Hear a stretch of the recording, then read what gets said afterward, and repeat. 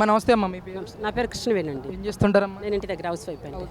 ఎక్కడి నుంచి వచ్చారు మీరు? ప్రకాష్ నగర్ అండి మాది. ఏంటమ్మా ఎలా అనిపించినాయి లోకేష్ గారి చేతుల మీద గెల్లపట్టాలి? బాగుందండి. మాకు ఫస్ట్ నుంచి కూడా మా ఫ్యామిలీ మొత్తం మేము తెలుగుదేశం పార్టీయేనండి. వాళ్ళ వల్ల మాకు వచ్చిన ప్రాబ్లం ఏమి లేదు.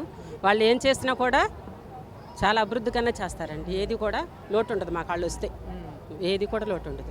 బాగుంది ఇక్కడ అంతా ఏర్పాట్లు, మజ్జిగ, నీళ్లు, భోజనం, అసలు కూర్చోబెట్టడం కానీ, రిసీవ్ చేసుకోవటం కానీ, ప్రతి ఒక్కరు పలకరించడం కానీ చాలా బాగుందండి మాకు. అసలు లోకేష్ తన స్వయంగా తన చేతులతో మీకు ఇళ్ళపట్ట అందిస్తారని ఊహించారు? అసలు అన్నారు కానీ చేస్తారో లేదో, చేస్తారని నమ్మకం అయితే ఉంది. కానీ అది ఎప్పటికైద్దో అనుకున్నాం. కానీ చాలా తొందరగానే చేశారండి. సంవత్సరంలోపే అన్నీ నెరవేరుస్తున్నారు ఆయన. ఒకవైపు ప్రచారం కూడా చేస్తూ ఉన్నారు, వైసీపీ వాళ్ళకి పట్టాలు ఇవ్వట్లేదు, టీడీపీ జనసేన సానుభూతి పరులకు మాత్రమే పట్టాలు ఇస్తున్నారు, ఇది ఎంతవరకు న్యాయం లోకేష్ గారు అని చెప్పేసి కూడా కొంతమంది అంటూ ఉన్నారు. ఇది ఎంతవరకు నిజమండి? అసలు తెలుగుదేశంలో అది ఆ విభేదాలు అంటూ ఉండవండి. మాకు తెలిసినంత వరకు వాళ్ళు అలాంటి స్వార్థం కానీ ఎప్పుడు మేము చూడలేదు. అసలు నాకు తెలిసినప్పటి నుంచి ఓటేస్తున్నాను ఆయనకి, వాళ్ళకే. మా ఫ్యామిలీ మొత్తం వాళ్ళకే వేస్తాము.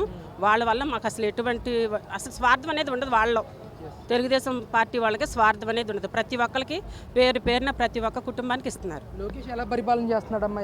బాగా చేస్తున్నాడు అంటే 10 నెలలు అవుతుంది కదా, ఏం గమనించారు ఆయనలో? అసలు చాలా బాగుందండి. అసలు రోడ్లు వేయటం కానీ, మాకు అంతకుముందు చెంతంత స్లిప్పులు ఇచ్చారండి. ఆ స్లిప్పులు అసలు దేనికి పనికి రావట్లేదు అవి.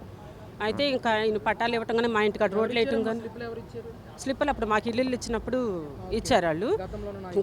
గతంలో కాదు, ఎప్పుడో మాకు ఇల్లు తీసేసి ఇచ్చినప్పుడు చిన్న స్లిప్పులు లాంటివి ఇచ్చారు అంతే. అసలు దానికి ప్రూఫ్లు లేవు అంటున్నారు ఇప్పటివరకు. ఇంటికి పట్టాలు వచ్చినందుకు మాకు చాలా సంతోషంగా ఉందండి. రోడ్లు కానీ, పంపులు కానీ మాకు దేనికి కూడా కొరత లేదు. చక్క రోడ్లు ఎంత బాగున్నాయో మాకు ఇంటి దగ్గర.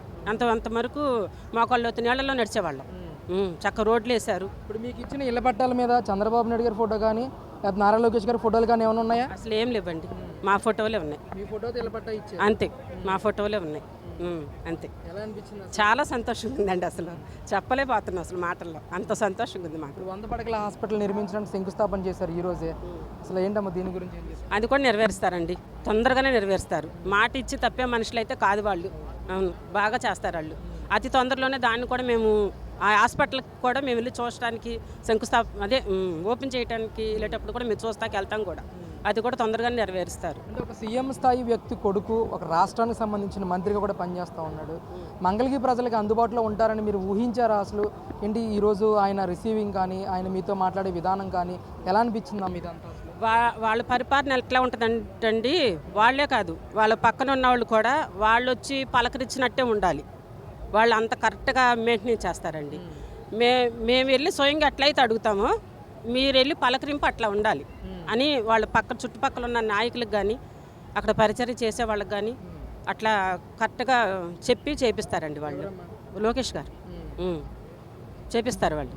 మంగళగిరి ప్రజలకు అందుబాటులోనే ఉంటున్నాడండి. ఎప్పుడు చూస్తున్నా అందుబాటులోనే ఉంటున్నాడు, దగ్గరలోనే ఉంటున్నాడు, ఎప్పుడు కనిపిస్తూనే ఉంటున్నాడు.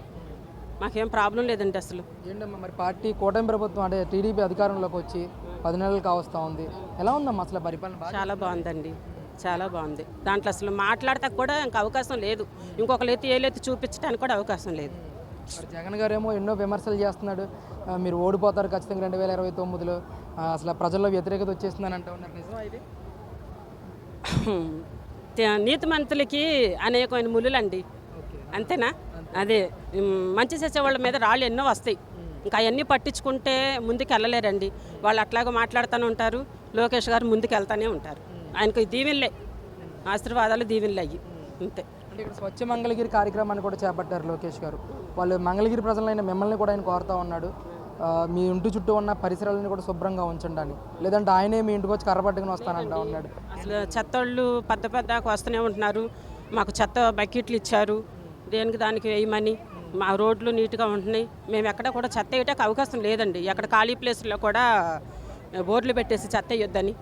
ఆయన అందుబాటులో ఉంటున్నారు చెత్తోళ్ళు. ఎప్పుడు రోజు డైలీ వస్తున్నారు. సందుకి బండి వస్తుంది. రేపు మళ్ళీ ఎలక్షన్ వచ్చిన తర్వాత కూటమి ప్రభుత్వం కానీ, ముఖ్యంగా మీ మంగళగిరి లోకేష్ గారు కానీ గెలుస్తారా మళ్ళీ? కంపల్సరీగా అండి, మేము గెలిపిస్తామండి, గెలిపిస్తాం కంపల్సరీ. గతంలో చెత్త బండి ఉండేది కదా, ఇప్పుడు ఉందమ్మా మీకు? చెత్త బండి వచ్చేది కానండి, దగ్గరికి వచ్చేది కాదు. పన్ను కట్టేవారు కదా?